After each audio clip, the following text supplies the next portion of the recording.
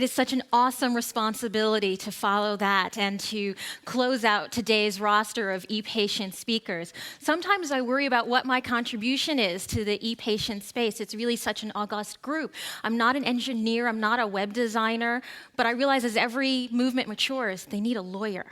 So my journey started 10,792 days ago with my diagnosis with ulcerative colitis. I went from being a normal 8th grader to being a patient. And in fact, today is the 18th birthday of my transplant, my rebirth day, if you will. And so I'm very excited to be here or anywhere.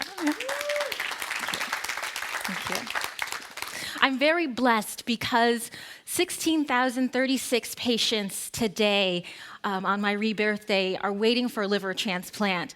So many don't get it. We only perform about 6,000 liver transplants every year in this country, so there's a huge gap.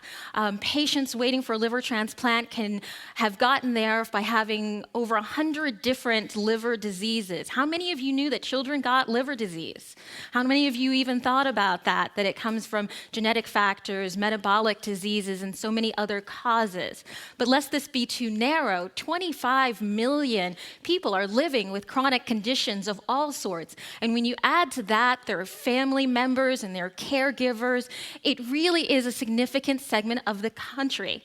And when we think about giving them cures and taking care, it can seem overwhelming. So we can talk about some other numbers. 11,473 is the number of Twitter followers that ePatient Dave has, and my metric about how the ePatient movement is going.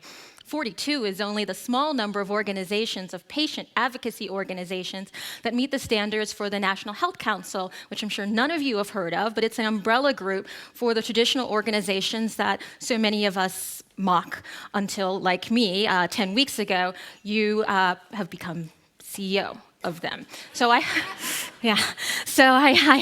less than 5 minutes now to convince you that the most effective way to solve a lot of the problems that we've been discussing today in this conference and so many others is to combine the energy of e-patients with the infrastructure and staff of traditional patient advocacy organizations.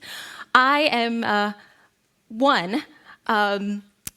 the first patient to be CEO of the American Liver Foundation, and really one of the few who's actually running day to day one of the major advocacy organizations. AHA is not run by a patient, American Cancer Society, American Diabetes, none of them really are. So how do they truly become patient-centered?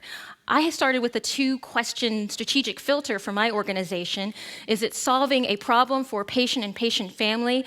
And is it doing it in the most effective and innovative way possible? And I had to convince 20 board members, non-patients, that this was the way to go.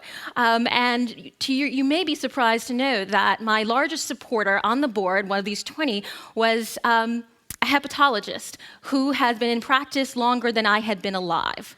And so he started this part of my journey, which includes now 8 partnerships with other patient advocacy associations, 14 partnerships that we're piloting with medical institutions on patient-initiated research that we've heard about today, because I believe collaborations and leverage are such an essential part of what a next-generation nonprofit will have to be.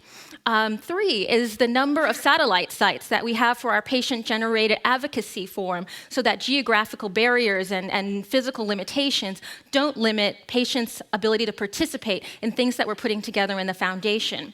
4 is the number of patient relation staff from government and quasi-governmental agencies that we've invited in. Those positions didn't even exist a few years ago, and I think that's one of the great successes of the e-patient and traditional patient advocacy movement, that those positions even exist. We have ongoing 82 corporate partnerships, and not just the usual suspects in pharmaceutical companies, but some of the emerging companies here, as well as food companies, grocery stores, anybody that touches the patient or patient family experience.